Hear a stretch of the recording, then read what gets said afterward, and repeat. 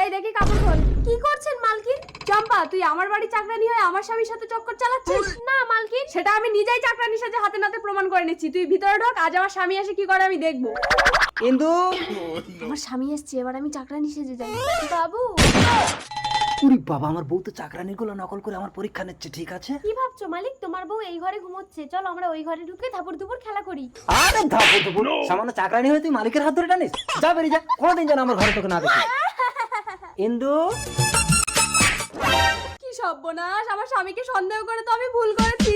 এই ওটা চাকরানি, কিছু করো না জানো? আমার কি হবে গো, পুলিশ! চম্পা, ধাপু ধুপু ধাপু ধুপু। বাবু, বাইরে তোমার বউ। আরে দরজা বন্ধ দেবো।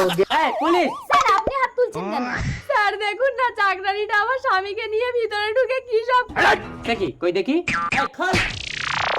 ये सब क्या देख সরি ম্যাডাম,